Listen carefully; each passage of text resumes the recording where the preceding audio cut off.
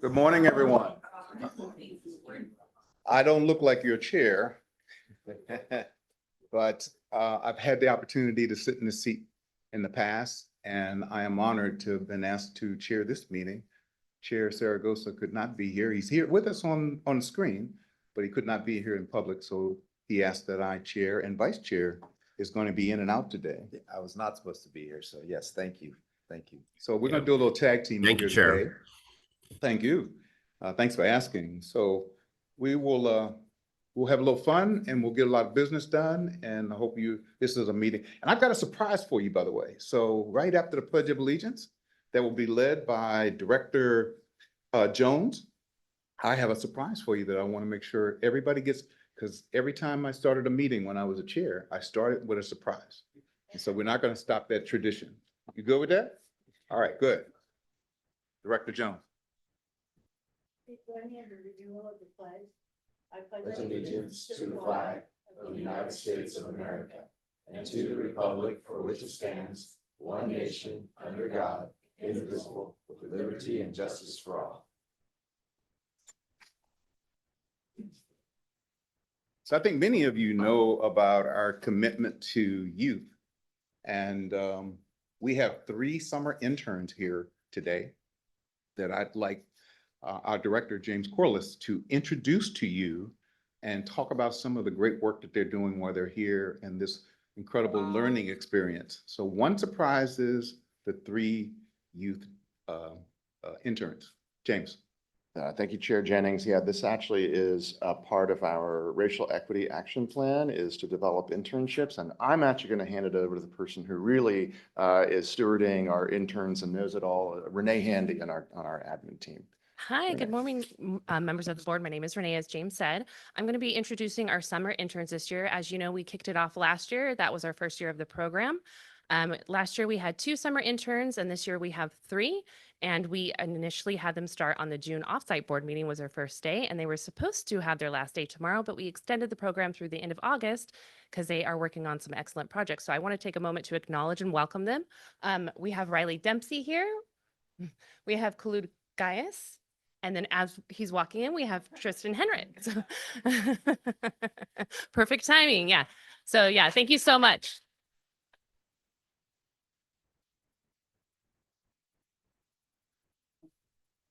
But if the interns have anything they'd like to come to the microphone and say at this time, this will be an opportunity. All right. I, for one, really have enjoyed this experience a lot. I've got to work with a lot of amazing people. This is definitely like my first, office job, and I very much have, enjoyed it a lot. It gave me like a very good view of, what my future career will look like. I enjoy all these wonderful people. It's a very nice space in here. Everyone's very nice and like welcoming, and it's just been a very fun experience working here at SACOG. Good job. Good job.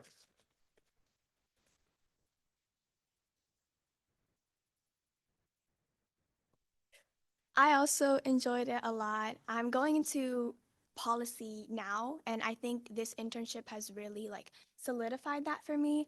I feel like really learning about just how big the law field is in general. I knew there was transportation and how, land use, but I didn't know to what extent it truly, I don't want to say mattered, but it was really talked about, and it was really cool just seeing all those different career aspects that I feel like I was never really taught in high school and even college now. So again, I would really like to thank everyone for this opportunity, and I've learned a lot here at SACOG too. All right.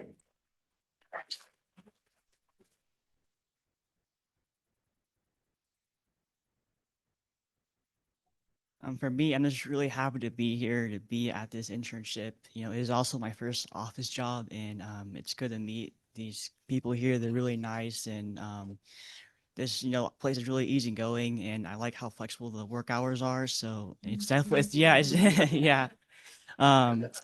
It's definitely my first experience, and I like that I can learn stuff to know what I want to do in the future. I already have an idea of what I want to do, but this job, it helps me better learn, okay, this is what I want to do in the future. So it gets me locked in it better. So thank you. All right.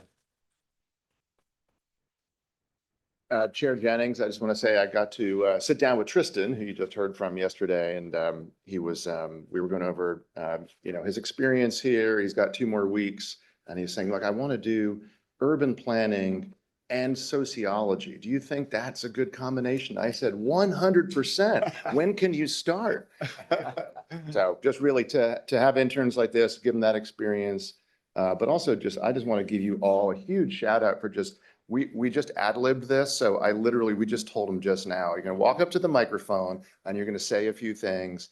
And I just want to say, that is fantastic. You've got that level of confidence, you're going to be fine.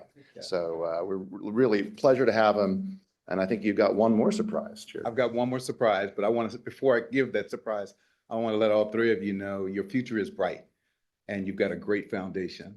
And we would be happy to see you come back in another position in the future. So I want to let you know that the door is open. So this is just the start of a great thing for you and your future. So congratulations to each one of you.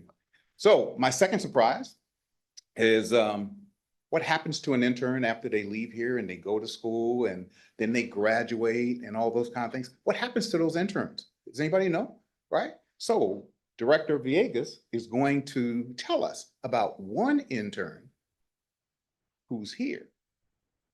Yes, so thank you, Mr. Chair. So I'd like to introduce the next iteration of what happens to the students when they graduate, they go off to school or whatever they decide to do, and then they come back and they're looking for work. And so I wanted to introduce my newest employee. So I hired Viviana Dazo as my assistant deputy. So if she'll come up to the microphone, she actually was a youth leadership graduate of the SACOG program in 2019.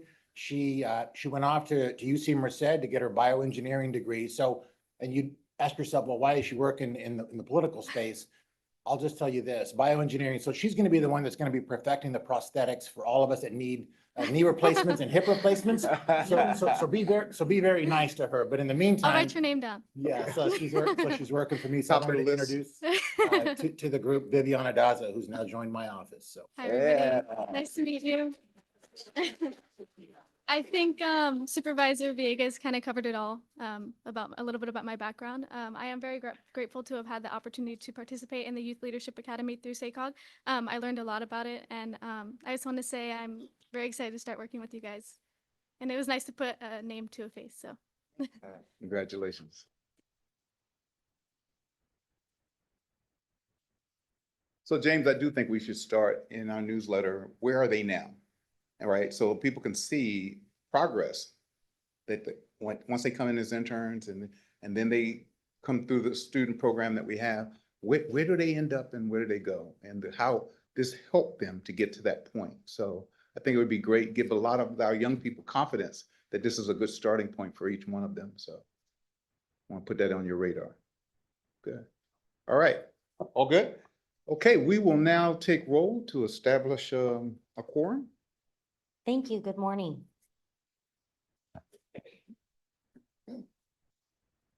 Director Baines, Present.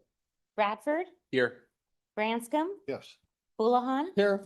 McCully for Burris, Chapman absent, Desmond absent, Dadwin Calvillo, absent, Frost absent, Gallardo, here, Gog, absent, Guerrero, Harris, absent, Howdeshelt, absent, Jennings, Here. Joyner, Here.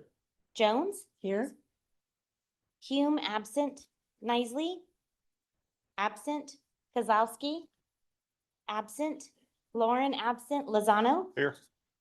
Terry for Sander, Here. Schaefer, Here. Teeter, Thomas, here, Vane, absent, Villegas, Here. Vice Chair Soon, Here. and Chair Saragosa attending online. Here. And ex officio member Tacker Faircevas. Here. Thank you. I'm so sorry. We will make sure the record shows Director Vega is here. Thank you. Great. All good? Thank you. All right, now moving on to public communication. This is a time when anyone who wishes to address the board on an item that does not appear elsewhere on the agenda. Is there any member of the public that wishes to comment? I have one speaker card. Are there any more? I believe, Chair, it's just the speaker card. Okay, I have Robin Davis. Welcome, Robin. Hi. Good morning, Board of Directors. I extend my gratitude for the opportunity to address you today. My name is Robin, typically an advocate for tiny home causes. However, this morning I stand before you on behalf of a significant community with an urgent and pressing issue that demands your immediate attention.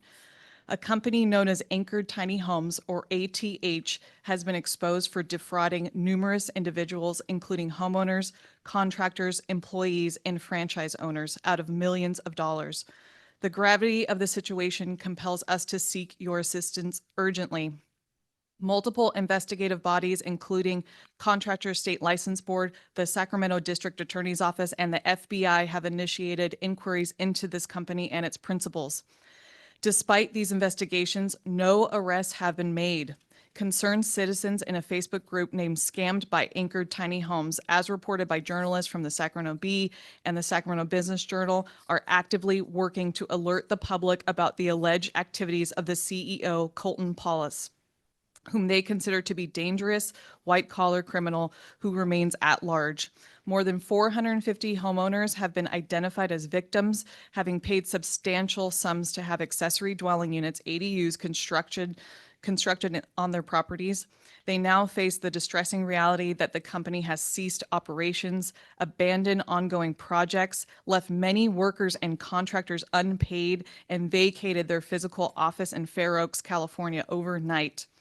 Disturbingly, recent developments indicate that ATH is attempting to interfere with planning departments seeking to have permits issued in their name, canceled, and requested erroneous refunds. Additionally, a third-party entity known as Permit Flow is responsible for managing permit processing for customers, has reported a large number of unpaid invoices.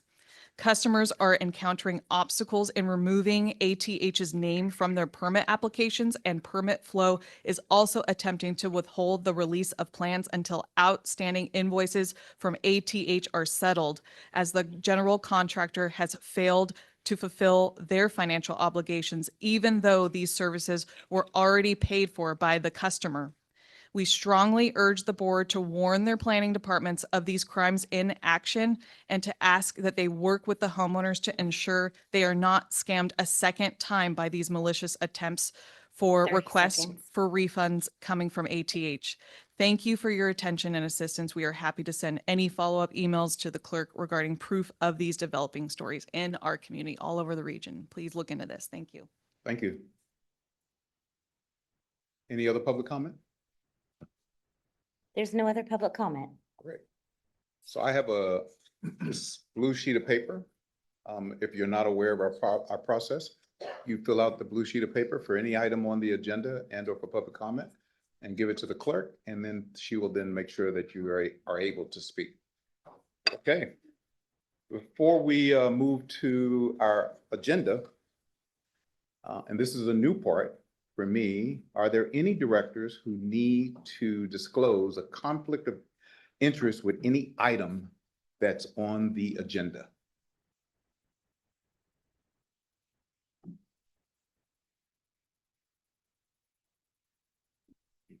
Hearing none, we can move along. All righty.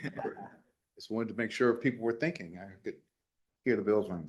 Okay, we will now take up the consent calendar. These items are intended to be approved as one motion. However, anyone can remove an item for separate discussion. Does a director wish to remove an item at this time? Seeing none, clerk, is there anyone from the public who wishes to remove an item from the public comment? There's no public comment. Hearing none, seeing none, is there a motion and a second to approve the calendar? Bradford will move. Second. Soon. Soon, seconded, Bradford. Move the item. All in favor, say aye. Aye. Oppose? Abstain? The item has moved forward. We will now hear our action item, agenda item number 6, regional funding program framework. Chris Dougherty from SACOG staff will present the item, and we have a couple of speakers who would like to speak on it. Thank you, Chair and members of the board. Again, Chris Dougherty with the Transportation Group here at SACOG. And before I start, I will say on the previous theme of internships, as a previous intern of SACOG during the original blueprint, they do come back and work here after a career working for cities. So come on, give Chris a round of applause. Yeah. Come on. Great. Awesome. Make sure you talk to those interns back there too. Oh, They're yeah. still here. So the item before you today was supposed to be on the agenda for the June meeting, our offsite meeting, and we're running out of time. So it's in front of you now. So it's about 2 months after we were going to speak about it. And then, but I'll go through that in a second. To give you the background of where we are with the funding round, we've been working in the last 18 months with the 2 working groups that the board directed us to create.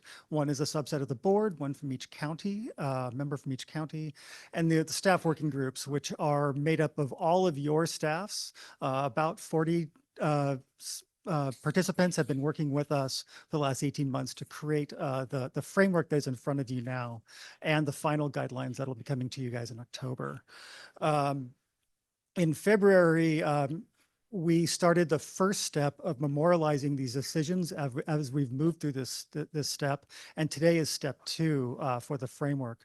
But in February, the board approved the overarching framework of moving our federal funding programs to a 6-county competitive model and our state funding programs to a 4-county inter-county competitive model.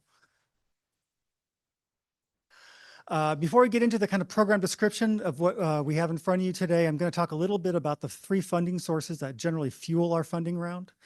They are the CMAQ funding and STBG funding. These are our 2 federal funding sources. That is the Congestion Mitigation and Air Quality funding and the Surface Transportation Block Grant Program.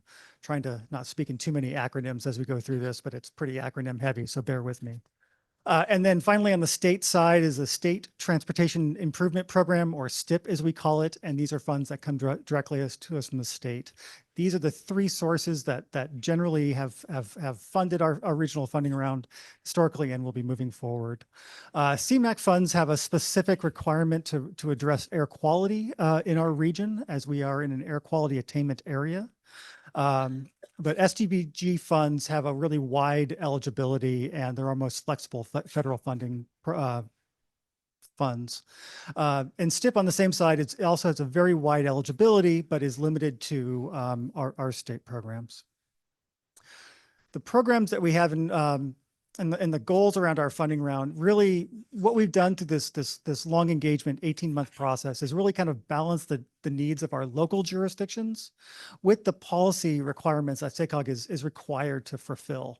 So we've really tried to meet those needs and balance that, and gotten the feedback from the working groups has supported this and really and is really led to the programs that you're going to see in front of you now. So this is the general outline for the programs. We've created 4 programs to through this 4 specific funding programs that are under the umbrella of the Regional Funding Program. Each of these funding programs is directly aligned with the requirements of their primary funding. So for example, on the federal side, the CMAQ funding is funding the Next Generation Solutions and Clean Air Program. And that is we'll go into the more descriptions in a second as we go through the programs. But the STBG funding is funding 2 programs, and that's the System Performance Program and the System Preservation Program. And on the 4-county STIP side is a intra-county program. And by intra-county, what I mean is each county in that program will be competing against strictly other agencies in their county for that competitive program.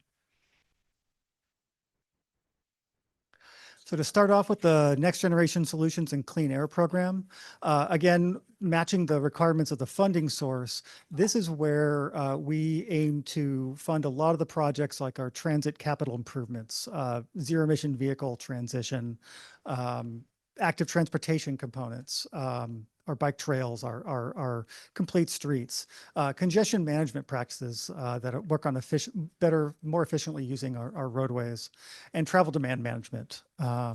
Really, the key here is to create those new innovative solutions that are solving the problems on the roadway. In similar fashion, the System Performance Program really is around operational improvements to our roadways. Again, this is a very flexible funding source, so we have a lot of eligible projects that fit into this category. Again, we're looking for those operational improvements. Again, capital costs for transit apply here, advancing EV infrastructure, trails, and a new addition is mobility hubs. The one requirement for this program for this funding is that the STBG funding is only eligible for our local roads that are major collectors and larger up to freeways. So the local roads are not eligible for this program. That's a federal stipulation. And then finally, the System Preservation Program. This is a different program that we have traditionally operated. This is really meant to serve that regional need for pavement maintenance that almost every jurisdiction is running a deficit on their pavement needs annually. And this is really designed to try to start to address that. What we're looking for at this program is to support roads that truly meet the regional needs. The project categories here are not new elements we want added to the roads, but strictly to preserve the roadways that are already meeting this need. These are not new elements to be added, but these are, we want to support the roads that carry our transit routes, our truck routes, locally defined equity areas, existing TOD or commercial corridors. We can also repave active transportation facilities, including trails, and also things that meet our emergency and response routes as we move through. And then finally, that 4-county program that is really trying to address safety, increasing modal choice, goods movement, and climate and adaptation and resilience. And this really mirrors a lot of the state policy goals and structures, including the state policy goal of the CAPTI, the Climate Action Plan, that you're going to probably hear about a little bit more in the workshop today. So this is really addressing our state policy structures. We were also looking to carry forward our priority programs. These are generally non-capital infrastructure programs that fund a specific policy element. You've heard about, and we just closed on the call for projects for the Engage, Empower, Implement program. We want to carry that forward into the future. Sustainable mobility, which has previously been called Mode Shift, which is funding program elements and non-capital improvements to help really drive increased modal choice. And then 2 programmatic elements that generally go through the Air District, that is CCAT, that is looking to basically move to cleaner vehicles, funding source to the Air District to move to zero emission or low emission vehicles and medium duty, and also the Spare the Air program, which funds a lot of the analysis and the programs at the Air District level. We are looking to create 2 new programs, the Freeway Service Patrol, which has been operating, but it's a new funding source coming through the federal programs for this. And also to better support that system preservation program and our regional agencies around road maintenance and pavement maintenance, to do a regional pavement maintenance program, which would do a needs assessment and analysis of our 6 county local roads so that we have an apples to apples comparison of all of our local roads, so we know where the needs are. We can help prioritize and work with our agencies. Not every one of our agencies are able to do that work, so we're looking to do that at the regional level. Through the engagement process on this, we started this work with our working groups in April, designed an initial framework. We met with the board working group in May and talked through this structure and got approval to move forward. We created that framework that's in front of you now. We held a series of countywide meetings with our agencies and talked through this and also through staff working groups have gotten support on this. Again, this came to the Transportation Committee in June, and then now it's in front of you in August. We received some comments at Transportation Committee that we are looking to do an amended recommendation for you today. Again, the request was to include farm to market routes into our pavement, our system preservation program, and also areas that support education facilities and access to education facilities. But in general, the comments we received, both on the engagement process and the process as a whole, have been pretty overwhelmingly positive from our partners across the region. So next steps, we conclude our last board working group today, actually after this meeting, after an 18-month process, which has been a great process, we believe. But we'll then be developing and refining those final guidelines, and they will be coming to you in October for a final work product for that.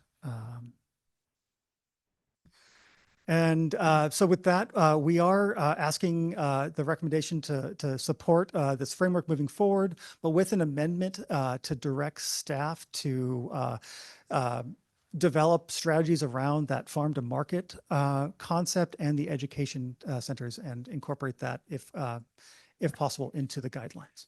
So that concludes my presentation. I'm available for any questions you have. Great. Yes, please. I was just asking for directors who had questions and comments and would like to further the discussion. Thank you so much, Chair. I've had the privilege of chairing the board working group, and I would just like to commend our staff on this process. As Chris alluded to, we've been 18 months, it's hard to believe, at this. it's been a very thoughtful process. And while we were all kind of rocked by this corrective action and wondering what it would mean for our individual jurisdictions, I've been proud that we've been very deliberate and that through this process, we have found a lot of common ground despite our very diverse region and needs. And the common ground is really the state of good repair, that all of our jurisdictions, whether you're a small little city or a large, robust county, we all have these needs. I've also appreciated that in this program and in these suggestions, we have found a balance between local and regional needs in this program, which is not an easy thing to do. And we've also found the balance in matching funding guidelines to our programs, which is an absolute must, while balancing local flexibility, which is critical to each and every one of us. So I feel very confident in this process and in this this program before us today. And I'd also like to commend our staff working group who has really done the heavy lifting on this, because I think the board working group realized that while we are all engaged as SACOG directors and are knowledgeable about transportation, it is the staff working group that really are the transportation professionals that would lead this, with the board being a check and balance to that work. And it's been a very integrated process, and I can't say enough about it. I think the product before us today is very solid based on an excellent process. So thank you all for everyone involved in this. Thank you. Other directors? Comments, questions? Thoughts? Seeing none, we will move to public comment. Chris, thank you so much for the presentation. Good job. Kevin, I think it's Bensi? Busey. Busey. Busey, yes. Yeah, Kevin Busey, Executive Director of Sacramento Transportation Authority. I want to commend SACOG for kind of taking a much longer view of updating these guidelines. I mean, they spent 18 months with the staff board working group, the staff working group and the board working group. And I think I'm hopeful that most of the at the staff level, we all felt like we were heard, right? And I think what's reflected in these guidelines really supports what we all wanted. Specifically that system preservation program, that was something where we're on maintenance of roads is really important. STA basically presented on a county-wide analysis of all the cities and as well as the county and where we're going to be in 30 years if things continue to be funded at the same level. So this is going to be really helpful. It's been a big focus for STA, but I think for all agencies here. And then the other thing I wanted to note was I really appreciate SACOG staff's willingness to look into this farm to market concept. It comes out of that coordinated rural opportunities plan that was a kind of an effort between Valley Vision and SACOG, and it would really support our agricultural economy. And I know there's some work there that needs to be done and how do we define those routes, but I really appreciate staff at least recommending or asking for direction to continue those discussions and see if we can get those into the guidelines. So with that, thank you very much. Thank you so much. Laura Ham.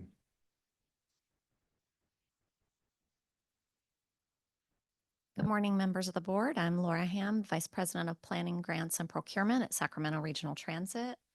SAC-RT has been actively participating in the SACOG Regional Funding Round Working Group over the past 18 months, and we appreciate the opportunity to be a part of the process that is so critical to public transit and the region's goals to reduce GHG emissions. Through the working group process, our SAC-RT team has consistently highlighted our state of good repair requirements as it relates to federal STBG funds and the system preservation category. In previous regional funding rounds, SAC-RT has sought state of good repair funding for projects like bus and light rail vehicle replacements and station modifications to accommodate new low-floor light rail vehicles.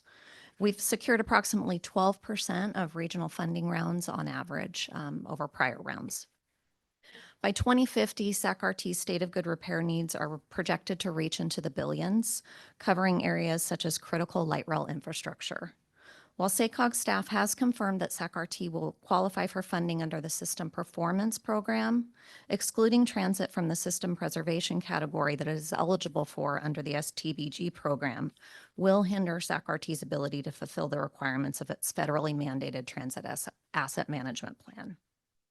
So thank you again for the opportunity to comment and the ability to participate in the process. We do look forward to working with the SACOG staff over the coming months as the program guidelines are developed. Thank you. Thank you. Okay, we've had our conversation. We've heard from the public. Is there a motion to move this forward? Mr. Chairman, I'll make the motion to adopt the recommendations along with the amendment. Chair, I'd like to second, but I just wanted to give a quick shout out to Chair Thomas and all the members of the board working group that got us here. So thank you, and the staff, of course, for getting us here. Thank you. All right. We have a motion and a second. All in favor, say aye. Aye. Oppose? Abstain? We are unanimous in our movement. Chair Jennings, I just want to also thank the board working group, the staff, our staff here, who I think you've already acknowledged, but has just done a tremendous amount. And then the staff, the larger staff working group. And I think some of you really know this well, but just to reiterate, if you haven't been on the funding round working group or you're new to SACOG, we had our corrective action, as Director Thomas mentioned. You know, it was a shock, right? And we didn't feel like we deserved that. And it could have been, because it certainly felt the way at the time, that the corrective action could have pulled us apart. Right? We could have not seen eye to eye. This thing could have fractured. And I think what it did, and I want to really, this is a great lesson, I think, for you all as a regional board, is we took the time, and thankfully we had the time, but we took the time to actually come together, right? As you so eloquently said, Director Thomas, but really, I think this is a great lesson for us. When we have challenges, right? We have things that may initially, even by default, fracture the region.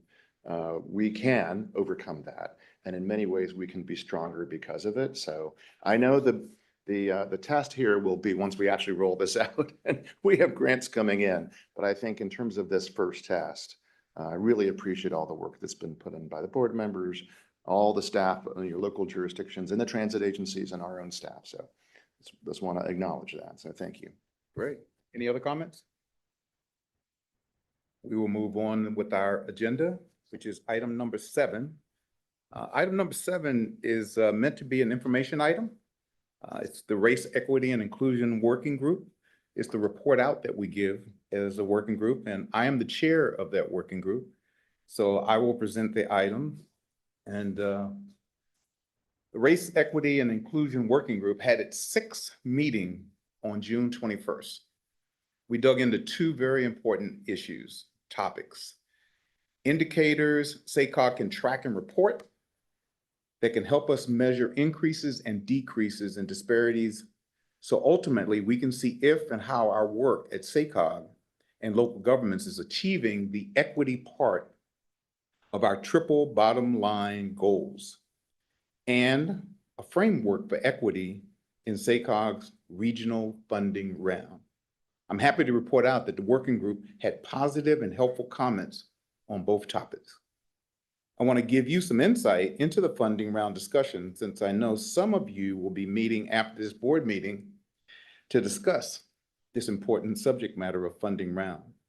Back in the fall, the working group identified principles of meaningful community engagement after watching all our offsite board workshops last year.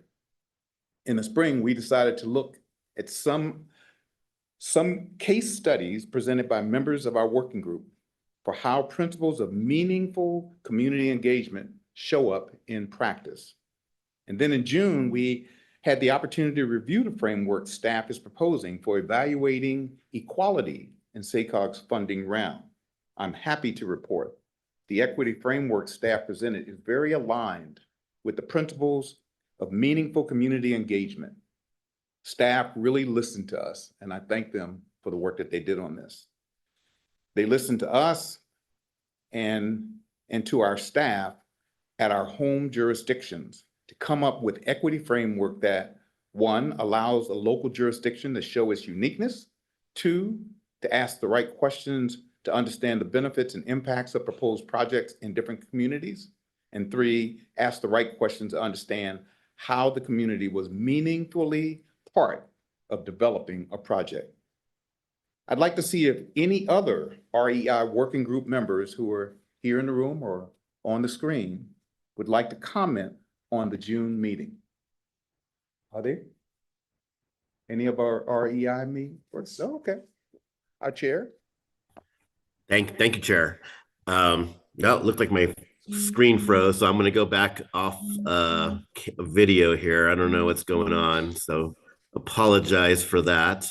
But no, I wanna thank all of the board members of the REI, especially our outside partners on this. I think they've gave us valuable insight into the work that we're doing and to better inform us on how we're making decisions that are going to affect everybody, and especially those folks that are in communities of colors or in other areas. And I also want to thank everybody for the work that's been done, especially in those areas for those of us that live in rural areas, to also understand the equity component in rural areas. So I think that's a huge feature. And as James just mentioned, when we talked about the funding groups and some of this work that will go into it from REI, is that this could break us as a region, but I think working together, understanding this, will make us stronger. So again, want to compliment everybody on the work. Want to compliment Chair Jennings for his leadership.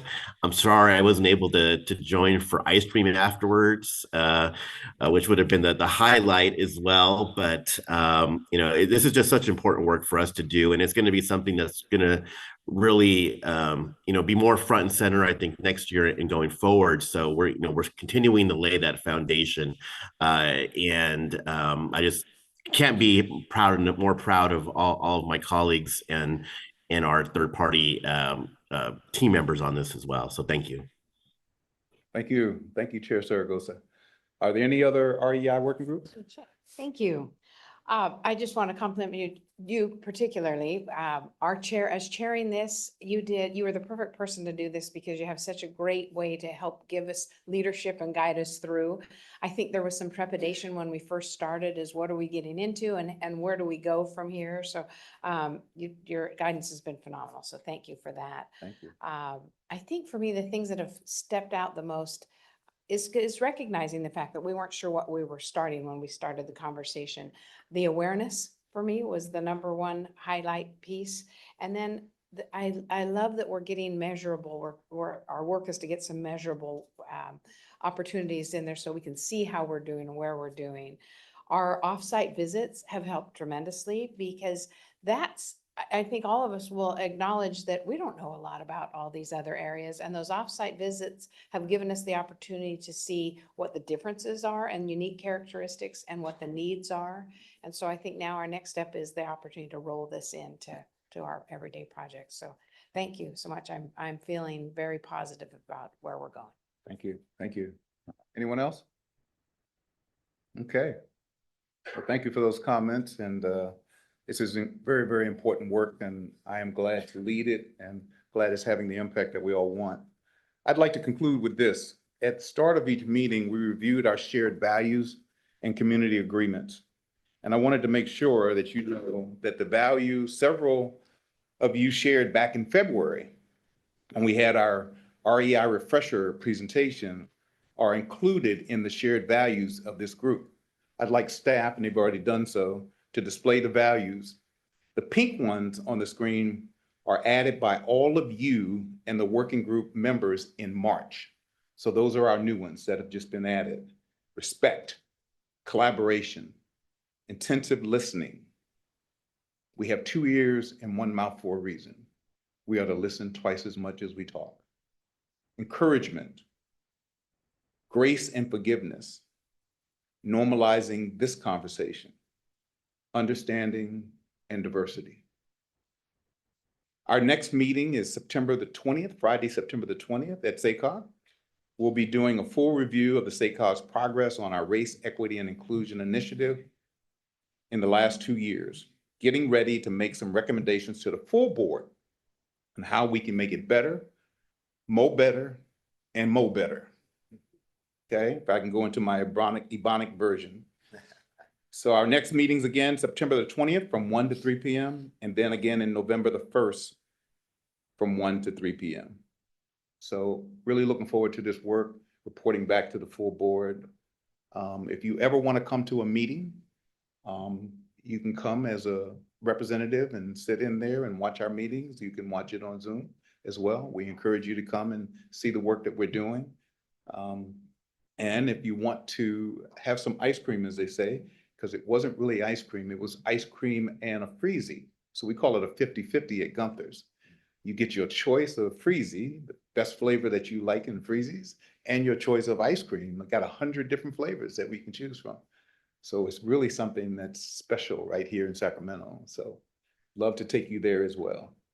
So with that, any questions on the REI information working group meeting report out? Okay, then let's move to item number 8. And Chair, if I can interrupt, before we move to item 8, real quickly, just a point of order.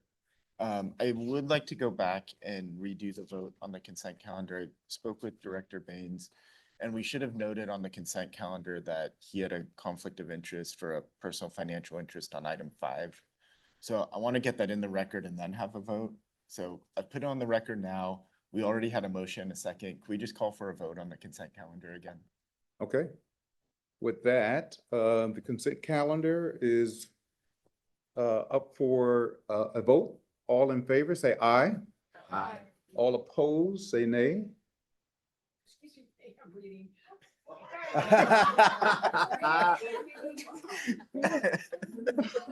All right, let's start over. All in favor, say aye. Aye. All opposed, say nay.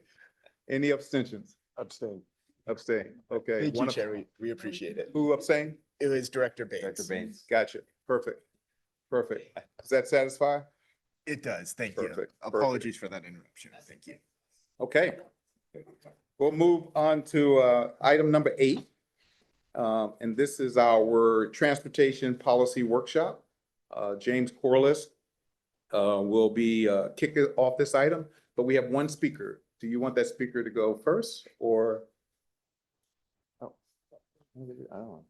That's, don't often have public comment on workshops. I think whatever whatever I you think it'd want. probably be best to take it first as opposed to after. My only question is whether you want to have here, we have 2 guest speakers, wonderful guest speakers this morning. We're going to do a deep dive into transportation policy. So do you want the speaker to come after hearing the discussion and the presentations or come first? It's your pleasure, Mr. Chair. Is Dan Ellison here? Dan, do you want to go before the speakers or after the speakers? After, because I don't know anything about the presentation. Oh, great. I'm glad I asked you because I was getting ready to put you You up there. followed my logic chain. Okay, good, good. All right, Mr. Chair, we're really delighted to have 2 very special speakers this morning, and I want to just set up this workshop as we often do. So we are, as you know, in the blueprint in the 2025 plan. We've gotten through the land use forecast. You adopted that in June in Yuba City. You may remember that meeting. And now we're getting into transportation. And as is often the case, and it'll be the case in the funding round next year, we're going to have more requests than we have dollars, right? More requests than we have dollars. So, and in the blueprint too, remember the blueprint is a lookout 25 years to 2050. We have a certain transportation budget. We can't make everything fit. We have more requests than we have funding available. More requests than funding available. And so for a long time in transportation policy, we have had something called fiscal constraint. We cannot, by federal law, adopt a long-range plan that is a wish list of projects. We actually have to be constrained by what we call reasonably available revenues. And the feds will look over our shoulder for that. Even when we come to things like local sales taxes, we'll have to justify that we think we can pass them. And then more recently, well, I would say the beginning of the century, we had something maybe I would call a carbon constraint or greenhouse gas constraint. Okay, so layered on fiscal constraint became our greenhouse gas law. Really starting with Governor Schwarzenegger back in the 2000s, we, as you know, from this board and this work and maybe your local work, we have been under several state laws and executive orders to reduce greenhouse gas emissions from transportation. Now, I'll tell you, I don't want you to think that means we got to stop everything and we can't do projects anymore, right? But we have to be smarter about projects. And one of the first things I learned back in the mid-2000s when Governor Schwarzenegger signed the executive order to reduce greenhouse gas emissions from transportation, and my then executive director told us as planners, figure this out. What was really enlightening was it wasn't that all roads are bad and all transit's good. It was actually about networks and systems and efficiency. And the greenhouse gas paradigm actually connected and aligned really well with a more fiscally constrained paradigm, right? So I say that by way of saying, I know we struggle with the greenhouse gas target and we struggle with a lot of things coming from the state, but we've got some great speakers this morning to really, I think, try to open that up and have a discussion. So again, in the next few months, as you're going through transportation, you understand how we're going to have to make from both a fiscal constraint, but a greenhouse gas, these tough decisions around the blueprint, but really also how do we set some priorities moving forward? And we've long said to you, when we compete for state funds and federal transportation funds, these are the things that we have to keep in mind, right? So with no further ado, we got two great speakers. We have Darwin Musavi, who is the Deputy Secretary for Environmental Policy and Housing Coordination at the California State Transportation Agency, or CalSTA. And then following Darwin, we're going to have Celia McAdam, many of you know very well, as the former Executive Director of the PCTPA, Placer County Transportation Planning Agency, and now a Senior Advisor with AIM Consulting. So Undersecretary Musavi, take it away. Right. Thank you so much. Thanks so much, Executive Director Corliss, for that introduction. Thank you, Chair and board members, for having me here today. I'm really excited to get the opportunity to chat with all of you about the work we've been doing at the state. As the director mentioned, just wanted to take the opportunity this morning to give you a bit of an overview of some of the state policy initiatives that are really driving our state discretionary transportation programs that our local and regional agencies across the state, including you all, apply to on an annual and sometimes biannual basis, and give you a sense of where those programs are, what makes projects competitive, and where they're headed in the future. So as mentioned, I'm Darwin Musavi. I'm our Deputy Secretary for Environmental Policy and Housing Coordination at the California State Transportation Agency. We are the cabinet level kind of umbrella agency in the Newsom administration that oversees Caltrans, the California Transportation Commission, and other transportation related entities as well. With that, let's see, I have my own clicker. I don't have to say next slide. Here we go. So just to kick off and to set the stage, as mentioned, a big driver of a lot of our policy work at the state has been our ambitious climate goals. So many of you may be aware that the California Resources Board Climate Change Scoping Plan sets a carbon neutrality target for the state of California by 2045, as you can see there, with some interim targets as well. In particular, as it relates to transportation, the component of transportation that makes up that overall target, as many of you may have heard the refrain, transportation emissions in the state of California make up about half of all of our emissions. So it's a significant portion of those emissions. And in particular, we have a strategy that includes both a changing of fuels, a transitioning away from ICE vehicles or combustion engine vehicles entirely, and then also at the same time, the scoping plan outlines a need for a significant reduction in vehicle miles traveled, or the overall amount of driving per capita. So you can see there we have a target of a 25% reduction by 2030 compared to 2019 levels, and then a 30% reduction by 2045 compared to 2019 levels. So those are targets that we're working towards as a state to meet. And a question we often get in regards to why we have these VMT targets while we're transitioning to zero emission vehicles is that just given the long lead time we expect for that transition to happen, we have a 2035 light duty zero emission vehicle sale target to be 100% zero emission vehicle new sales in the state of California by 2035.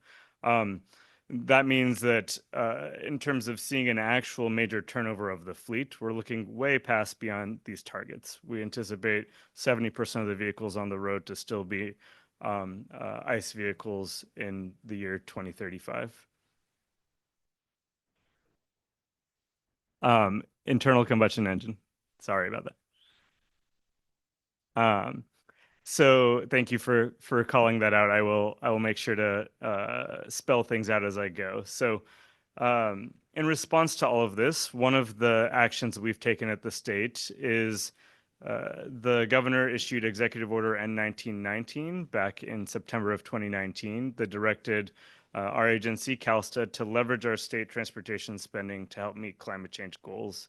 It specifically called out over $5 billion in transportation infrastructure funding annually, where the state has a role in scoping, recommending, or selecting projects, and asked our agency to look for ways to better align these expenditures in a way that reduces greenhouse gas emissions.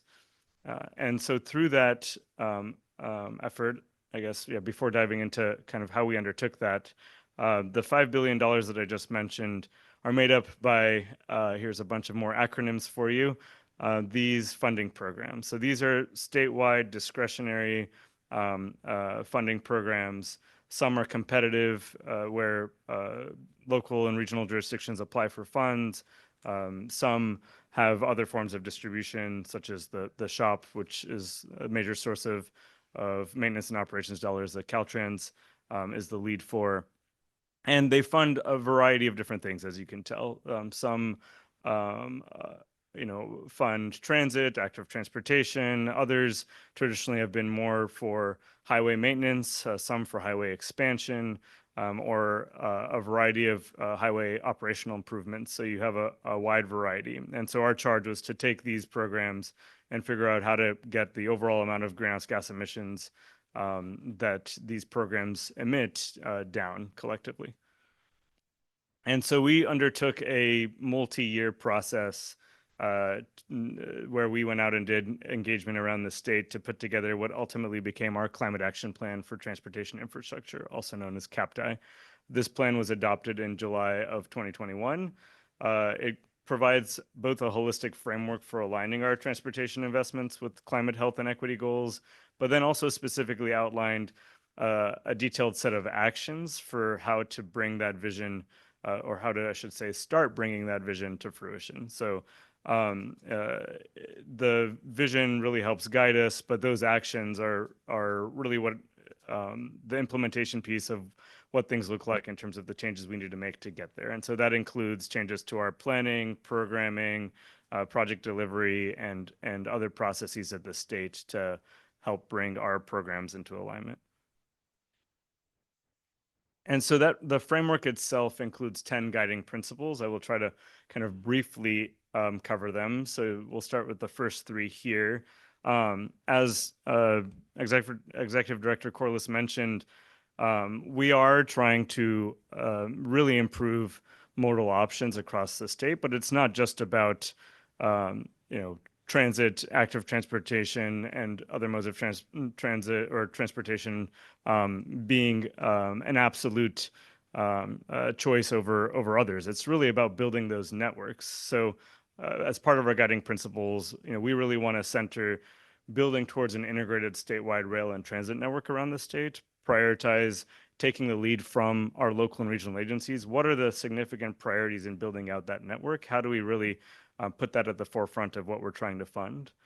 Invest in networks of safe and accessible bicycle and pedestrian infrastructure. Again, how can the state strategically be involved in closing key network gaps in building those systems that locals are trying to build? And then including investments in light, medium, and heavy-duty zero-emission vehicle infrastructure, particularly as part of some of our broader highway investments that we have. So looking strategically at the state right-of-way, at what we bring to the table there, and how will we build a system that really supports the transition towards zero-emission vehicles, and think about that aspect as we're planning larger-scale projects. And then the next 7 parts of that investment framework, to me, are really about all the different components that we're keeping in mind as we're delivering a lot of our projects, particularly some of our highway projects, and that we will continue to be seeing and delivering. So we want to strengthen our commitment to social and racial equity by reducing harms and maximizing community benefits. So this is in the form of, really looking at our programs, as I've been hearing this morning that you all are doing, and thinking about how do we start tracking whether our investments are having positive or negative impacts on some of our most impacted and disadvantaged communities. Making safety improvements to reduce fatalities and severe injuries for all users towards zero. So really centering that Vision Zero effort in some of our safety work. So not just thinking about collision reduction overall, but really driving towards fatality reduction when we think about safety. And then assessing physical climate risk. We know that as we're doing this work and reducing our greenhouse gas emissions, that climate change impacts are here and they're real and they're hitting our system as we speak. So how do we account for that in building our infrastructure and make sure that we have criteria and are doing the work to make sure that the projects we're funding can withstand the impacts of climate change? And then the next one here has been a significant one in terms of some of our shift, and that's to promote projects that do not increase passenger vehicle travel. So this one I think is an important one to touch on. As we know through many years of research, there are when highway projects in particular, are put forth and we have capacity expansion on the state highway system, we see induced travel follow and an increase of vehicle travel. And so we want to be really strategic in thinking about how do we mitigate some of that? How do we be strategic about where we're moving highway capacity projects forward across the state to not exacerbate the climate issue by increasing passenger vehicle travel and having those negative externalities when we might have other better solutions to move forward on that corridor. So this is really about being strategic about and prioritizing across the state in terms of being mindful of those impacts and moving forward projects that help meet our collective goals while minimizing the amount of passenger vehicle travel that is increased where possible. And along those lines, the land use component is very important in terms of some of the work we've done to update our programs. We want to promote compact infill development while protecting residents and businesses from displacement. So how do we evaluate our transportation projects in a way to ensure that they are encouraging infill where possible? And the flip side of that, helping protect our natural and working lands through the selection and prioritization of projects and looking at what impact our projects would have on land use outcomes. And then finally, I mentioned zero emission vehicles more generally at the get-go, but we want to put a specific focus on the development of a zero emission freight transportation system. The state highway system, as you know, we often in the realm of climate change talk about passenger vehicle travel, but it is the key backbone of goods movement across the state. And we want to be a leader here in the state of California in thinking about how do we have a state-of-the-art zero-emission freight system that reduces those impacts on communities and moves freight both more efficiently and cleanly across the state. And so as we've taken these guiding principles and implemented CAPDI over the last few years, we have had the pleasure of working with the Mineta Transportation Institute to do some research on what are those changes doing to programs? What are the outcomes we're seeing? And we're pretty pleased with some of the early results in terms of how things are shifting. We're seeing a reduction in overall greenhouse gas emissions and vehicle miles traveled generated from the portfolio of funding programs. We're seeing an increase in multimodal projects, particularly in disadvantaged communities. So providing more transportation options in some of our disadvantaged communities across the state. And then our economic analysis really focused on job creation in particular, and we saw a continuity in the quality and quantity of jobs created from our overall suite of investments, even as we're making these shifts. So we were very pleased to see that. So to dive a little bit more into the weeds on some of the details of what we've observed, particularly in terms of our climate outcomes. As you can see here, we did an analysis, MTI did an analysis where they created a vehicle miles traveled rating system. I won't get into the nitty-gritty details of that. The study is available online for folks who want to dig deeper into it.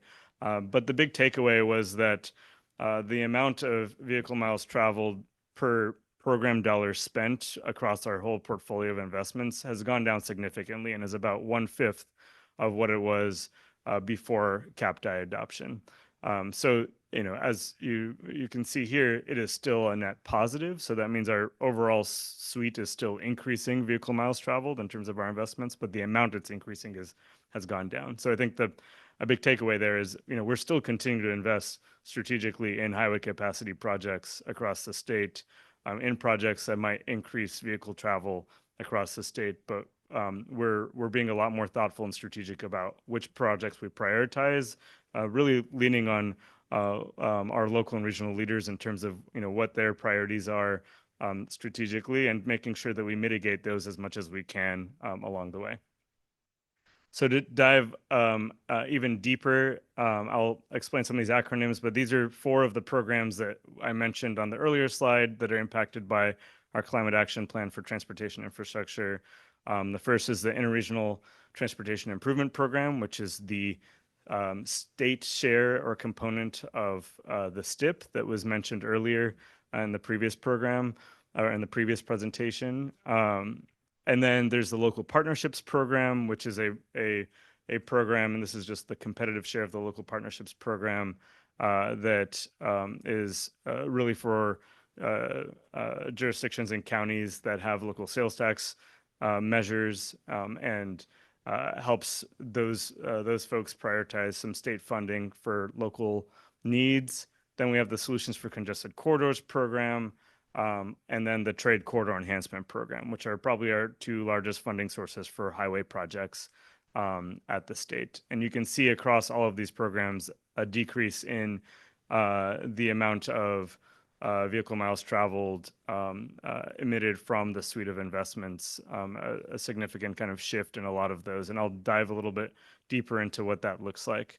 But before we get into each of those programs, I think it's important to note that, as these shifts are happening, that the SACOG region has been applying for and competing really well in these programs.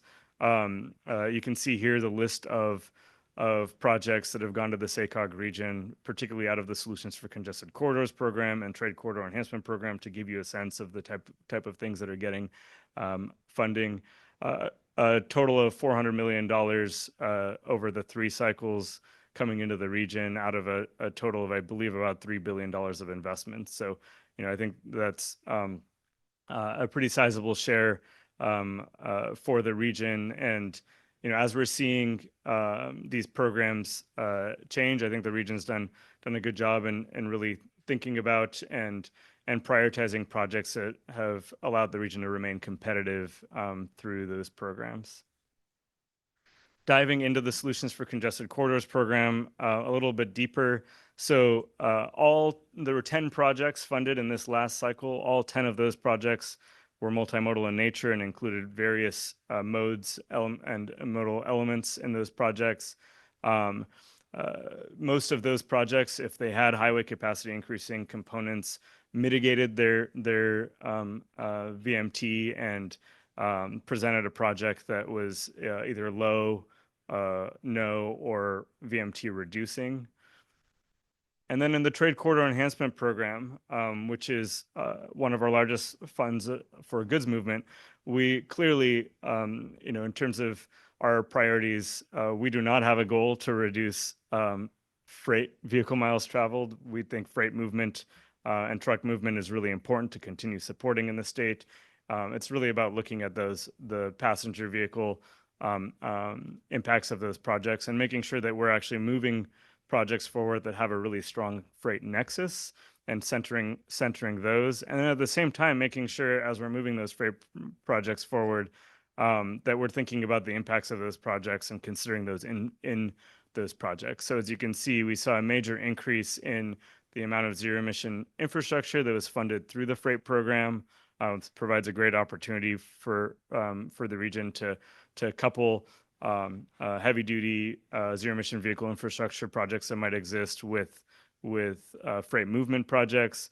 And then as we saw various applicants really center some of the local community impacts of freight, even without directly incentivizing any active transportation improvements.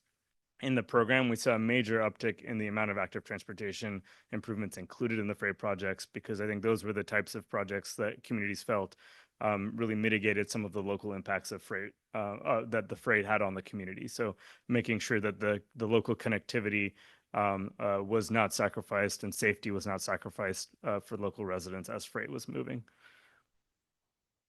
The Interregional Transportation Improvement Program that I mentioned earlier, which is very much a state-led program, has significantly shifted to help build our state rail plan out and deploy our state rail plan. So just to note, these are projects that have statewide significance in building out a statewide rail network. This does not include high-speed rail directly, although some of these projects are supportive of high-speed rail, but high-speed rail as a program is not eligible for any of these state funds. And then kind of looking forward in terms of where we expect our investments to go in the future, some of you may have heard about the Caltrans System Investment Strategy, also known as CSIS, which is a new quantitative tool that Caltrans is piloting. This was one of the 34 actions out of the Climate Action Plan for Transportation Infrastructure out of CAPTI that I mentioned earlier. This tool will allow Caltrans to use quantitative metrics to look at those guiding principles that I mentioned earlier and evaluate those in a more quantitative manner in prioritizing the projects that Caltrans plans to partner on. So this doesn't necessarily apply to projects that local and regional applicants might apply for alone, but for Caltrans and the projects that they will be partnering on for the state share, these are the types of things that they will be evaluating to partner on, and they will be piloting CSIS in this upcoming cycle of SB1 programs. And I should say that even as they're doing that, the types of things that they're considering are not just those quantitative metrics, but you can see at the bottom there in terms of additional considerations, things like project delivery, timeline and risk, whether projects have a funding plan, and then I think incredibly important, local community context and support for the project are all going to continue to be key players. But I think the quantitative piece will hopefully bring more transparency to the process to allow folks to see, how these projects are faring against some of our state goals. And so, just in conclusion, I think some of what I wanted to make sure that I touch on in this presentation is that as this has been happening, this really is not about, as Executive Director Corliss said earlier, not building projects anymore or moving away from highway projects in their entirety. It's really looking at and being critical of the scope of our projects, prioritizing projects. All regions across the state, I think, have this unfortunate issue of having way more needs than we do funding. And so really thinking about how do we piece together various pieces of projects, look at particular pieces of scope of projects that are going to be most competitive for the limited amount of funding we have, and best align with some of the goals we're trying to achieve as a state to move those forward for some of our state discretionary competitive programs, at least. And I think the last statement I wanted to make is that Caltrans, I think, has been very active in working hard in partnering with local and regional jurisdictions and really thinking about some of these hard decisions. And so, please feel free to bring us into conversations as you see fit to be a partner in really thinking about, how we can work together to advance projects that meet a lot of these state goals that were mentioned earlier. So with that, I will turn it back over to the Executive Director. And Thank you so much. I think just in looking at time, I'd like to have both presenters present, and then if we could hold our questions to the end, and then bring you both back up to be able to take questions from us. Uh-huh. I could have 40 questions. So we don't address some of the questions before we, I'm just saying we can cover a lot of information on the question. And I realize that Right. The only concern I have is not getting to the second presentation based on the questions just from this presentation. So I could do it either way. So which way? Okay. So if you could just hold your questions just for a second, thank you so much. Great job. Welcome. Welcome. If it helps any, I may be able to answer some of those questions as part of my presentation, so it may not be quite as painful at the end. As James introduced me, my name is Celia McAdam. I spent a lot of my career working for the Placer County Transportation Planning Agency. Since then, I've been working for AIM Consulting, doing some projects in the region, but now my role is primarily in mentoring and advising. And I think that's why James invited me to speak here today, because I have a long history of experience and expertise in transportation in this region, but I also don't have a dog in this fight. I'm not representing any projects. So my goal here is to translate from what Darwin was talking about to what does this mean to you at SACOG. Okay, so a little bit of background here. The underpinning of pretty much all transportation programs in this region is SACOG's Metropolitan Transportation Plan, or MTP. And that is a long-term planning document that lays out how transportation systems are going to work with land use and assess the resulting air quality impacts. To be clear, this is not a capital improvement program. It's not a promise that anything or everything in the plan is actually going to happen. It's not a promise that the overall money available is going to be attached to the projects in the MTP. It also gets updated every 4 years. So considering that major transportation projects can take decades, that gives you some flexibility. So because these projects take a long time, many of the projects that are in the current MTP, Metropolitan Transportation Plan, they may have been there in the last 10 or 20 years and still haven't been constructed. So that gives you a little bit of context for how long some of these projects go. But here's the thing. You need an adopted MTP that's approved by the state, or most of the state and federal dollars that Darwin was talking about are cut off, not just for some, but for everybody. That's really important here. Okay.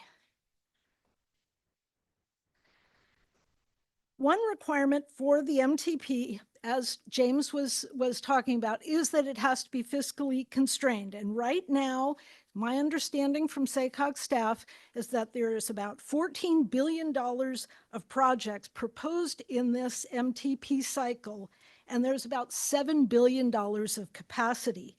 So that means, doing the math, about half the projects are not going to be included in the time frame of this update. So that's one major hurdle. The bigger one is the greenhouse gas targets.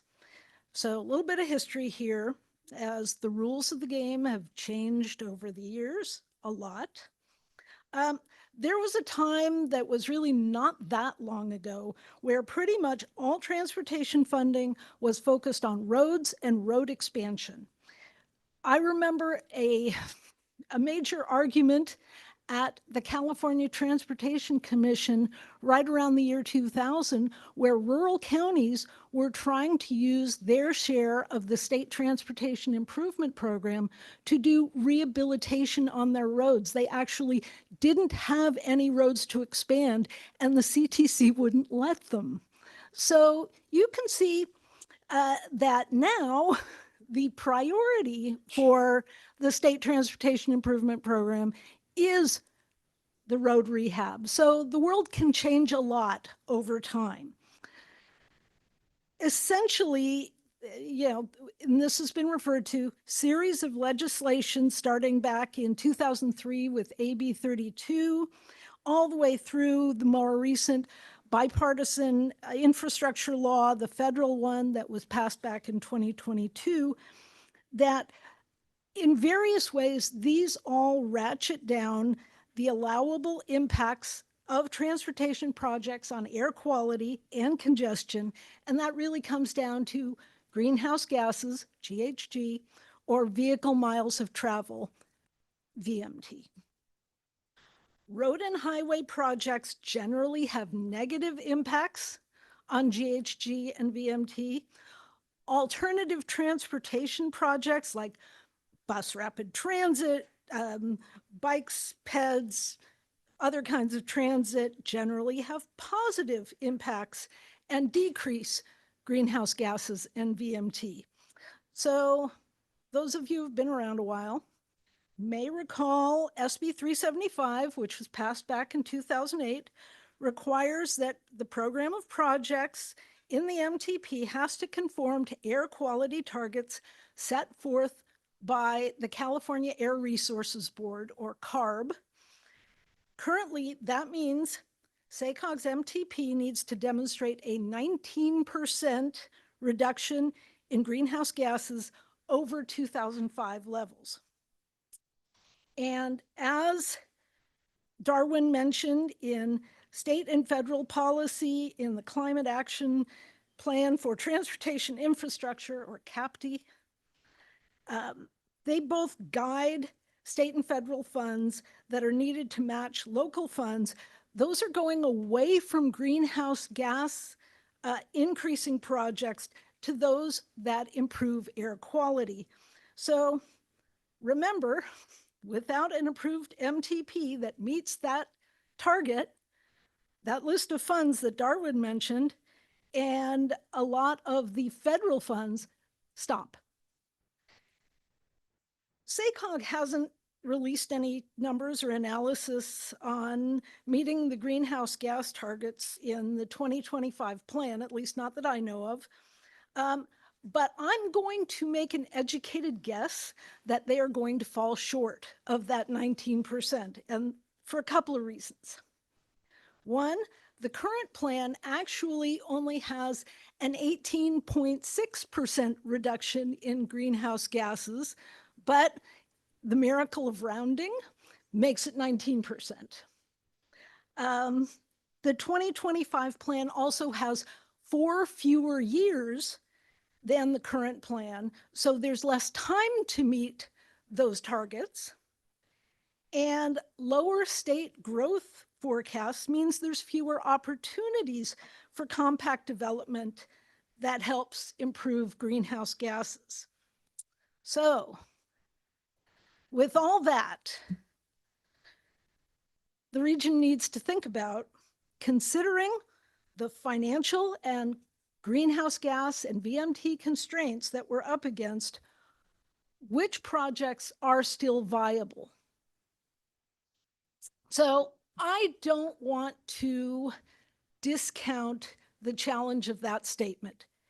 A lot of people have worked really hard for a very long time on some of these road and highway projects. People are invested in these existing plans. I was one of them. I get it. But the fact is, if the region doesn't create and adopt an MTP that meets that 19% reduction in GHG, the state funding it gets shut down for everybody. All 6 counties, not just roads, transit, bikeways, goods movement, all of it. And most of those road projects, which all rely on matching state and federal dollars, there isn't one that I've seen that doesn't have a significant expectation of those contributions. They're not going to happen anyway, because unless they're primarily focused on alternative transportation, they're not going to be competitive or even eligible for those funding sources. So you're now at a point where you really can't put off these hard conversations any further. This has been a long time coming, And now we're at where, forgive me, where the rubber hits the road. We're talking about prioritizing your projects. And I know you're going to say, well, they're all priorities. And of course they are. But as project sponsors, you're going to have to make some hard decisions. You're going to have to lower your expectations.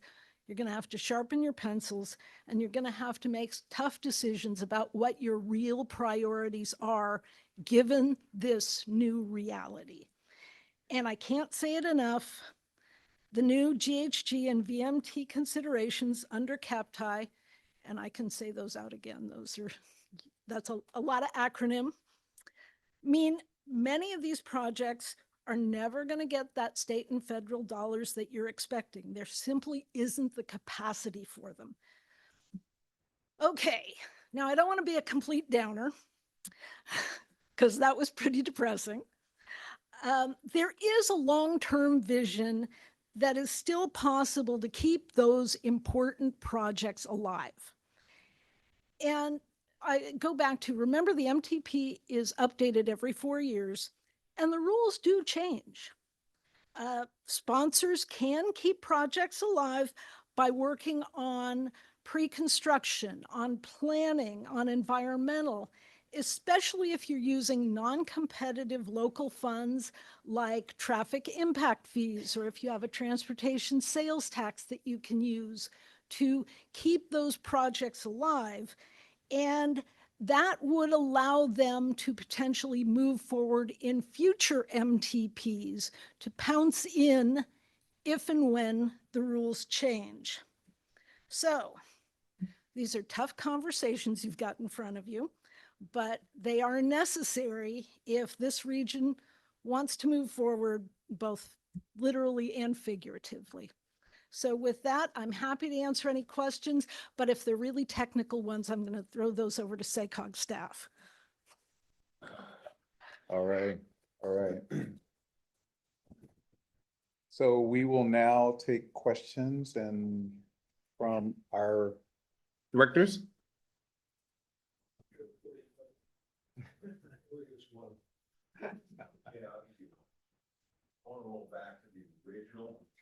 Sorry, Director Schaefer, could you turn your microphone? Thank you. So go back to the original 2019 vehicle miles traveled at 24.3 miles per day. That's 8,869.5 miles per year. I mean, that's incredibly aggressive. And that's not even the 29%. That's not even this reducing that to 17.4. We're talking about reducing vehicle miles traveled to around 5,000 or 6,000 miles per person. That's unrealistic. I mean, it really is not. Anybody here drive less than 10,000 miles a year? Unlikely. Thank you. Zero. Zero, that's awesome. You're more the exception than the rule though. Anyway, that's certainly my comment. I don't know where this number, how they arrive at these numbers, these incredibly aggressively low numbers that I don't think are achievable. I'm going to follow her point and say, if it's based on these numbers, we are not going to hit the goals. Okay. So, I mean, it's just realistically, completely unrealistic. Other questions and comments? Yes, sir.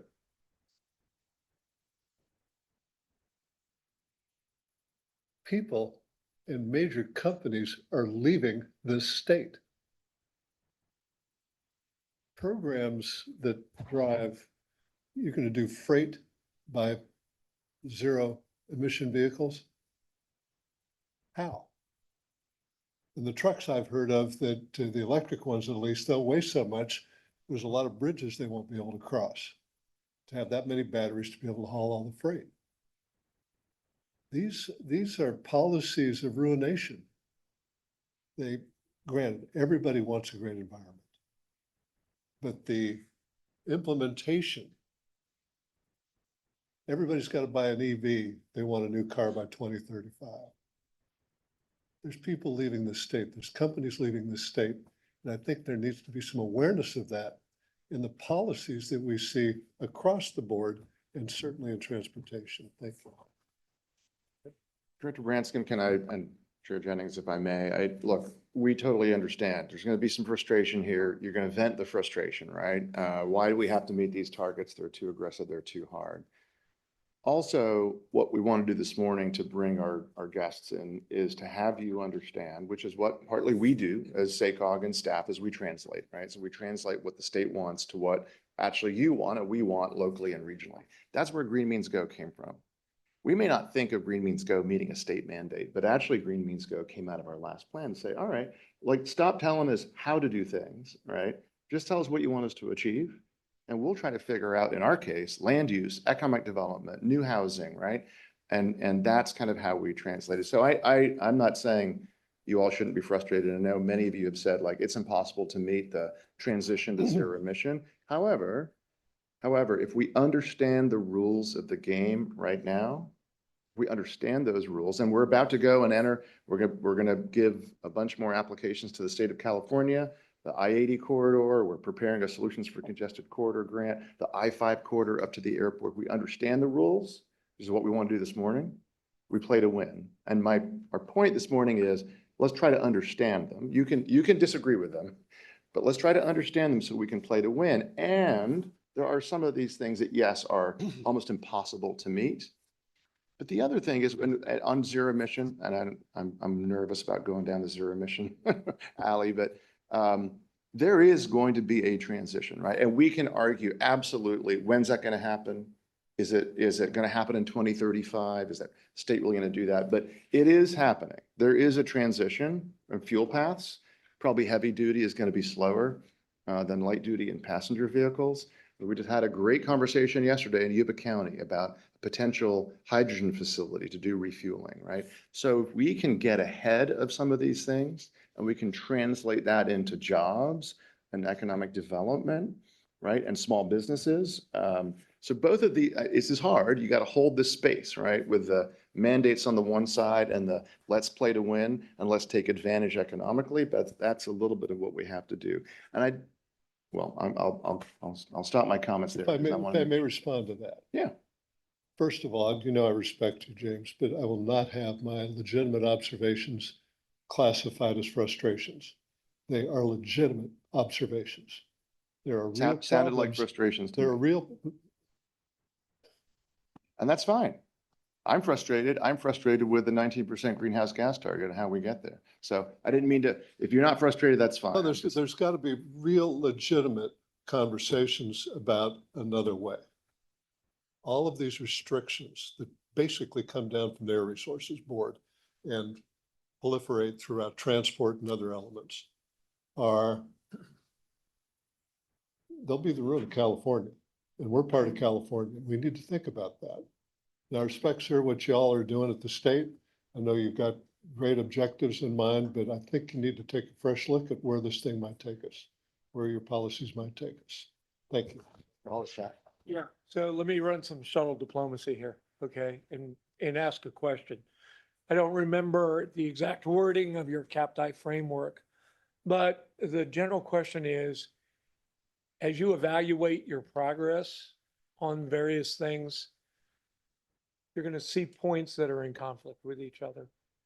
The first in the upper left had to do with what I call underserved communities and things like that.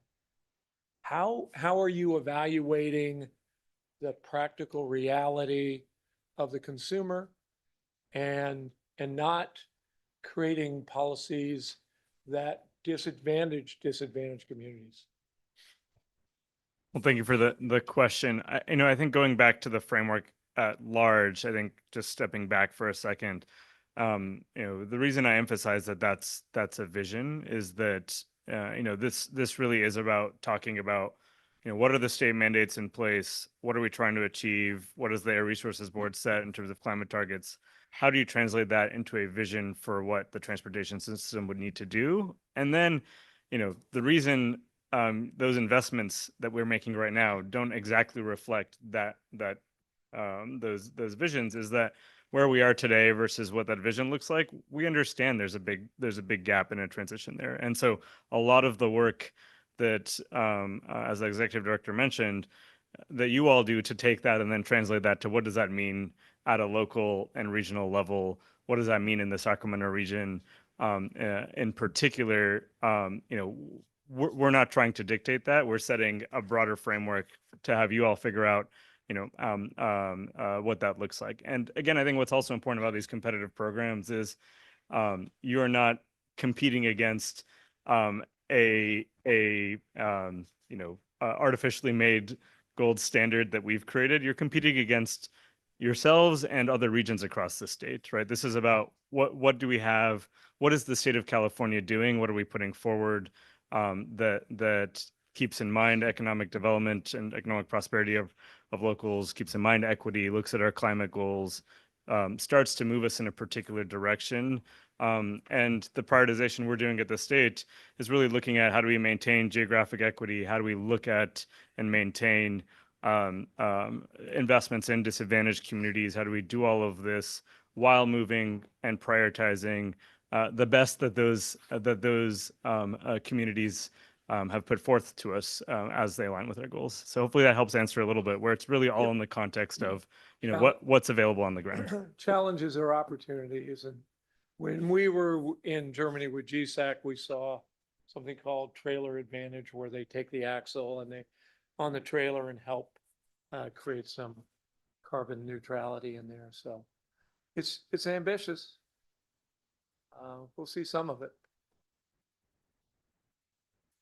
Additional questions, comments, please?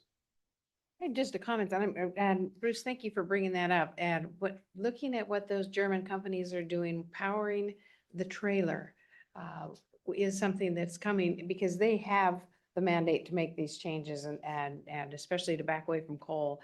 But so there are technologies coming. I think the frustration that you hear, and I know I look back to my school bus world.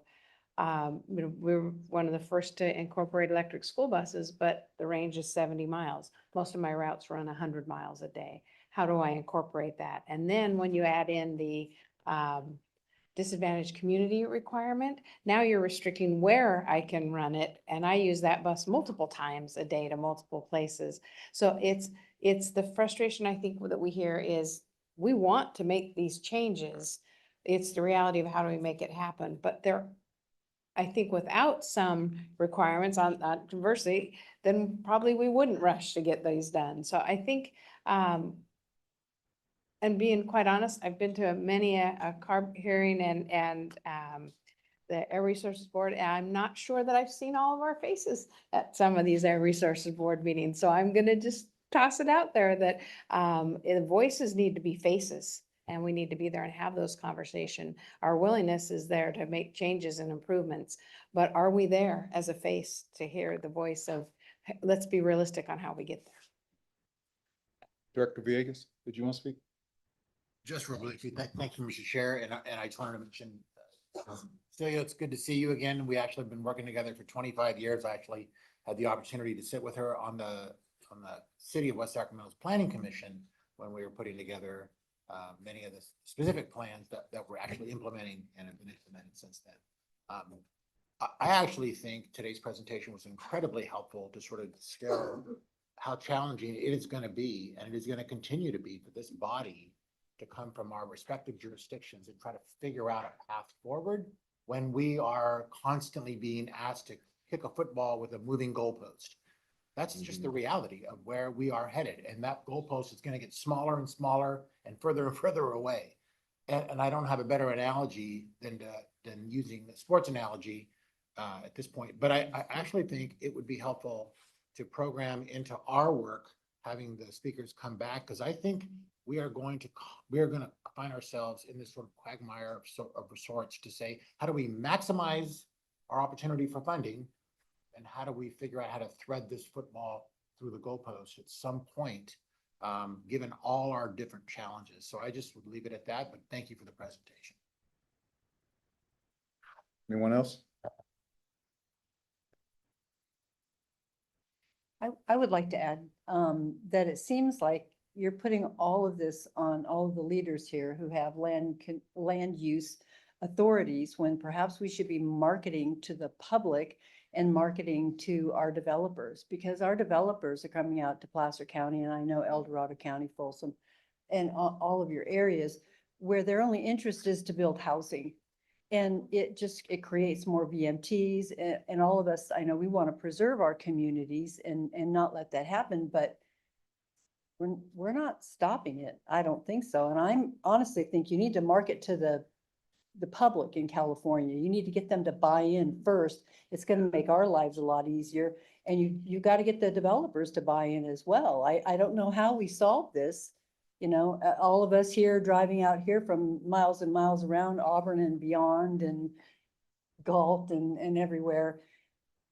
It's just a tough nut to crack, I think. I don't know how we're going to do it without the help of a lot more people than just those of us sitting in this room. Anyone else? James, what do you see as the next step as far as after the workshop? And I'm going to bring up the vice chair as well, so you can think about that one.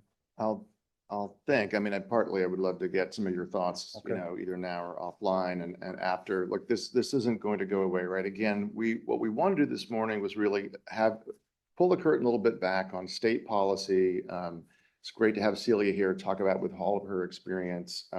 And again, what I was trying to communicate earlier is we know many ways this feels, okay, I'll just use the word again, frustrated. I'm frustrated trying to play by rules of the game that I think are getting harder and harder. The goalposts are moving. However, if we understand those rules and we can actually be competitive in those rules right now, let's play to win. Because we have major needs, and there is a way to play to win, even though this sounds very hard, like a round peg in a square hole. Let's play to win, and let's come back on, are there ways in which we can make this a bit more reasonable? Can we use our collective voices, Director Gallardo, right?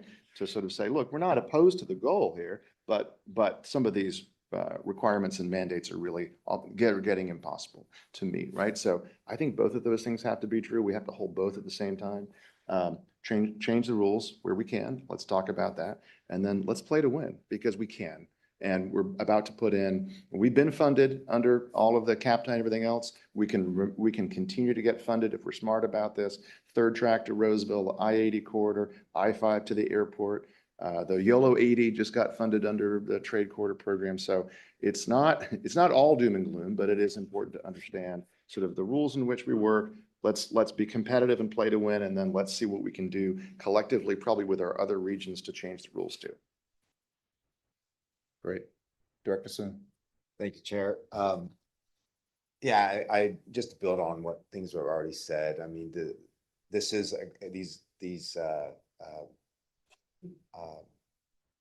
goalposts or whatever. I mean, they're extremely aggressive, but we all know it's the existential threat, right, of climate change that's really driving all this. It's not anybody just coming up with these numbers willy-nilly.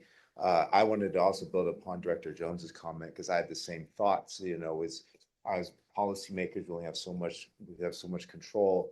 And what was mentioned earlier is that we're talking about systems change. So we have all these things in motion, roads and highways, capacity projects that are in process that have been, you know, decades in the works. And continually, in suburban and rural areas, we have the same model of development that continues to happen, land planning that relies upon capacity or new road construction. And so I want to connect that with my thanks to Deputy Secretary Musavi and Ms. McAdams for being here. One, Deputy Secretary Musavi for sharing with us the CAPT, this Climate Action Plan for Transportation Infrastructure, which, you know, was just in 21, but I was not aware of it. And it's great to hear what the state is thinking and how they are looking to incentivize our communities to move forward. And then thank you, Ms. McMadam, for connecting those dots, how it relates to us. To touch upon Dr. Jones's comment, that outreach is so critical, not only to us, but to the development community, so that future land plans will realize or understand that, hey, I can go seek credit, maybe fee credits for rail improvements, right? Or zero emission vehicle infrastructure instead of impact fees for road widenings or new roads. Those types of things, I think, would spur that new train of thought so that you can begin to stop the traditional land planning that we all are accustomed to. And even for myself, my own community, we have things in process. And so I'm wrestling with the same thing that all of us are is, yeah, let's do this stuff. That's great. It'll meet the targets. But wait, I've got this project here that we've been talking about for over 10 years. That's an economic development opportunity that we need in our community. And we can't just press the stop button on that either.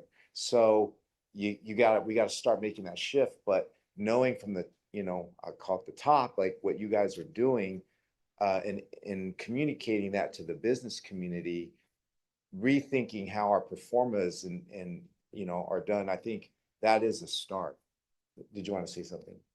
Yeah, thank you so much for those comments. I just wanted to highlight on one particular point, and a point that's been made now several times, that to acknowledge that we understand how challenging of a conversation this is. The existential threat of climate change is a challenging one to tackle, and that's really what's driving a lot of these conversations. And I think even though the broader conversation seems so daunting, just to drill into something you just said about being really challenging to leave projects that might be midstream that you've thought about for a very long time. I hope the takeaway here isn't necessarily that you need to do a 180 on everything you've been working on, but it's really around prioritizing over limited funding, which is what as transportation practitioners, I'm sure SACOG staff have dealt with, no matter what the goals have been, time and time again, and thinking about how to be strategic with the limited funding that we have available. And sometimes that requires hard decisions. We're feeling that as well at a statewide level with our own portfolio in terms of how we move forward, as you saw in the Interregional Transportation Improvement Program as well. So I think as challenging as the conversation may seem at large, the reality is, in terms of as the executive director rattled off several projects, it sounds like there are some key projects that the region is already moving on, that the state has been supporting, and really thinking about how you can find areas to coalesce as a region and be strategic around certain investments, is, at least from what I've seen, what's been really successful in other parts of the state as well. So. Yeah, no, appreciate that very much. And all I'm saying is we will always have those midstream projects if folks, the business community and us, aren't aware of these new funding streams or where you're going. But I really thank you for that. The last thing I just want to say is my hope, and it's outside of this realm, is that the marketplace is going to make things easier for us. Private investment in EV infrastructure and people transitioning themselves. Hopefully, we won't have to do all of this alone. So I'll just leave it at that. Thank you, Chair. Thank you so much. And so if you have any other thoughts or direction, James says his telephone number is still there and available. And he is more than willing to hear what needs to happen next as we go forward on this mission. Dan, did you still want to speak? Okay, if you'll take the microphone. Thank you so much to our two speakers. Give them a round of applause if you would. All right, Dan, I'm gonna give you 60 seconds. Dan Allison today, just speaking for myself, not for any organizations. CAPTI at the state level sounds great. Many Caltrans documents at the state level sound great, but that's not what's happening in District 3 of Caltrans. District 3 of Caltrans is trying to subvert all of the goals of CAPTI in every project that they build, in every project that they plan. That is a fact. All of you are in District 3. All of you are going to be the victims of Caltrans' insistence on not following state guidelines. And that's a serious problem that you need to consider. I was surprised when Darwin said they're not interested in reducing freight VMT. YOLO 80, and I'm not talking about all the controversy about it. It's a freeway right next to a freight railroad. Moving some of that traffic off of over the road vehicles onto freight, which is dirty, but not as dirty as over the road. Why not? Why isn't the state investigating that? How about first mile, last mile delivery can be done without vehicles at all? I'm just surprised to hear that. Zero emissions keeps lumping together electrification and hydrogen. At this moment, hydrogen is not zero emissions. There's almost no green hydrogen available. And if it is, it's very, very expensive. It's an unproven technology. I think that it will turn out to be the best solution for some types of vehicles, some uses, some distances, but we don't know that yet. It's an experimental technology, and the state is putting most of its eggs in that hydrogen basket. There was just an article on Streetsblog today about why we shouldn't be going full ahead on hydrogen when there's a lot not known about it. That's all. Thank you. You. Okay, we will now convene the closed session. In closed session, we have a public employee performance evaluation and a conference with labor negotiations.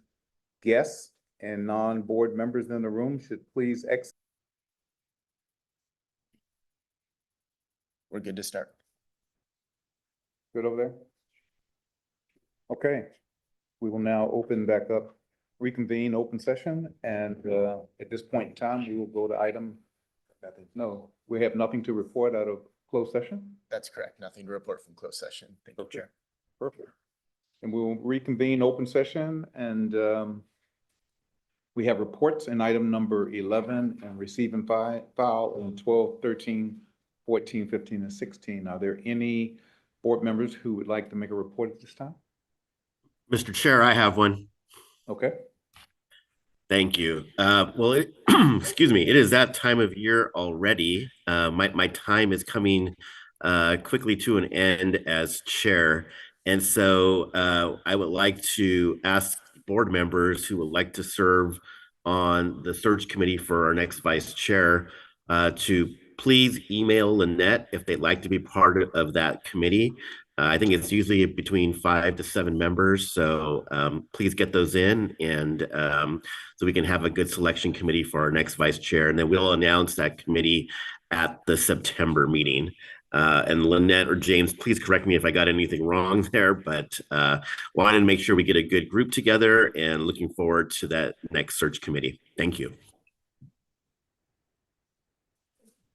Director Thomas. Thank you. I know it's on our agenda, but on behalf of Chair Saragosa and myself, we are so excited to welcome you to El Dorado County next month, and that's on September 19th. And while we do not, I want to manage expectations. You will not be entertained by a professionally managed video in an infomercial highlighting professional directors. However, we will have, yeah, I know. We will have hot apple cider donuts, hot off the press from the donut queen herself. So that is a highlight. I highly encourage you to get there early for our bus tour before the board meeting. It's going to be really fun. So not only will we have a little tour of Apple Hill with a brief history and with hot apple cider donuts, you will see some key and peak improvements in Placerville that were part of a Civic Lab focus on a team that I took part in years ago with Civic Lab here at the SACOG. And we will also dive into some really innovative transportation solutions that we're really proud of in El Dorado County. So we look forward to welcoming you, encourage you to come early, and we're going to treat you right, and we're going to have a good time. So Donuts and cider are a great consolation. that's So, right. Love it. Director Bradford. Chair, well, if you're looking for something fun to do before our next board meeting, I'd invite you up to Plumas Lake this Saturday. The biggest event of the year for the community is going to be happening. It's the Plumas Lake Block Party from 3:30 to 9. It has live music and vendors. Usually a couple thousand folks come, some family games and things, and a beer garden I'll be pouring beer at. So. Outstanding. Other reports, please? To add to the invitations, I will invite you guys to Colfax. September 14th and 15th is Railroad Days. So Union Pacific sends up rolling stock. We have 5 or 6 model trains that are up. I have live period reenactors that are up all weekend long, both from Pioneer Days. I've got gunfights that happen in the middle of the street. They are fantastic. Oh, that's not related to the river. Well, they like to try to hold up that we have what we call a people mover train where you can ride around town on the train. They like to hold that up for gold. It happens quite often. But it is from 10 to 5 both days, Saturday and Sunday. So I will invite you to come. I will be there all weekend because I am also the head of the event. So I will be easy to track down. Fantastic. Others? Here, I just wanted to throw out maybe a little bit of a challenge, and I sent it to James. I'm sorry. Annually, and I think many of you probably will recall Epi's Great Race. It was a triathlon, one of the longest, oldest living triathlons in the country, for that matter, has transitioned now to something called the Great American Triathlon. It doesn't have swimming, so it's a 12-mile bike ride, it's a 6-mile kayak, and it's a 6-mile run. Pretty straightforward. They allow teams. I thought it would be kind of cool to have the jurisdictions in SACOG throw together a team in whatever form we can, not only to support the longest running triathlon in the region, but it's a great opportunity to continue to be part of the team that Jill referenced earlier today. I think doing those kind of external things helps build the strength that we have as a region. So I throw that out. And Rancho's the host city every year. That's what, yeah, so it's pretty cool and it's simple. So I throw that out as something to think about for next year. It's next July. So. Good, wonderful. Others? Yeah, Mr. Chair, our State of the City tomorrow is sold out, but you can view it on roseville.ca.us/SOC24 or on YouTube. Great. Okay. I'm sorry. Go ahead. Yeah, and I threw it in there, James. It's on our section of Route 40, all right? So we're doing it at Goldfields and Monticello on Vernon Street, which is the old US border. That's it. We're gonna bring up things that are going a little bit more into the future. If you didn't make the air show this year and to see the national Italian team and the Thunderbirds, I'll let you know that this coming fall, it's gonna come a little earlier and the Blue Angels will be headlining. So coming in March. Anyone else? Okay, just a quick update. I will be attending McKinney, Texas and Austin, Texas to take a look at their tiny home projects and their governance and how the county and the city work together and how they make that whole thing work. So I'll come back with a white paper to be able to provide to all of you from what we learned on that trip. So that'll happen this weekend, be a 3-day weekend, and I'll come back and within 2 weeks, I'll have a paper for you to be able to read as far as what we learned from that trip. So hopefully it'll be something that's beneficial to all of us. James, any report? Yeah, just real quick, Chair Jennings, and thanks again for stepping in and chairing the meeting this morning. So per my my update that you should have gotten in your inboxes yesterday, a little update on the Engage, Empower, Implement program, EEI. The board has been very hands-on with this, as I know you've had a lot of presentations, you approved the framework, we've been giving you updates. We have $3.8 million in available funding.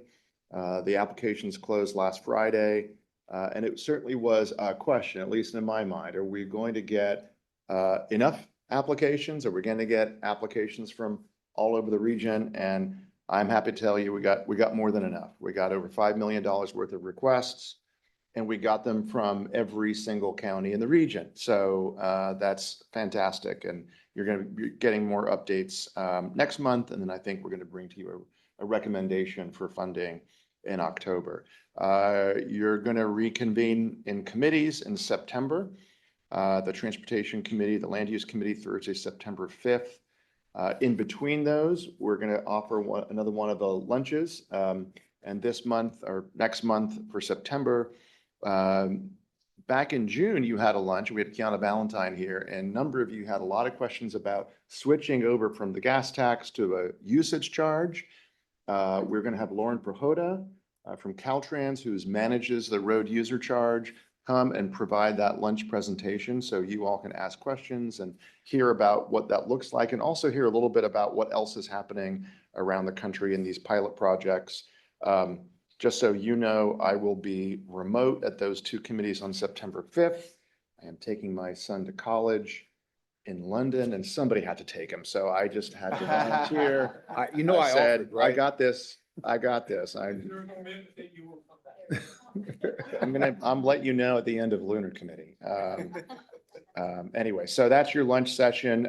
We have also, you're gonna get a lot, you're gonna get some information on this, but we're really delighted. We talk a lot about Green Means Go. We're delighted to be presenting an event that you'll get some information on soon. Friday, September 13th, from 11:30 a.m. to 1:30 p.m. called our Unlocking Prosperity Series, Housing Solutions from the Ground Up. It's going to be focusing on our region and what we're doing around housing and Green Means Go and infill housing. And we are trying to get, I'm sure you will appreciate, a lot of our state partners, state agencies, elected officials there to hear a little bit more about what we're all trying to do here in the region on Green Means Go. And then finally, Director Thomas rightfully invited you up to El Dorado County next month, but please do, we're very excited. That will be the 6 of 6 offsite board meetings this 2-year session. We're wrapping it up in El Dorado County. We're excited to come up there. Please hold, and Lynette, I'm sure we'll send out the hold, because you heard bus tour early. So nice and bright and early. Apple cider tastes better early in the morning is what I've heard. The earlier the better. And we'll also have a workshop that's actually focused on evacuation planning. And we're going to hear a little bit from a lot of the efforts in El Dorado County that I think even relate back to CAPTI and relate back to everything we heard at the workshop that are really, really important, right? The Crozier Fire and the list goes on, but they're doing some great work in El Dorado County. So that'll be the topic of the workshop. We'll end that series of offsite board meetings in El Dorado County. And that concludes my report. That's great. Just to add on to that report, that meeting starts at 9:30, not 9 like today's meeting. And the location will be provided very soon. The exact location will be provided soon. Perfect. So just want to make sure 9:30, you but have I that think on. we're doing the bus tour early, right? So Okay. set your alarms To now confirm, for we 5 get to a.m. bring a frozen pie home. Everyone will have a frozen pie. to Absolutely, bring yes. home. Yeah. All right.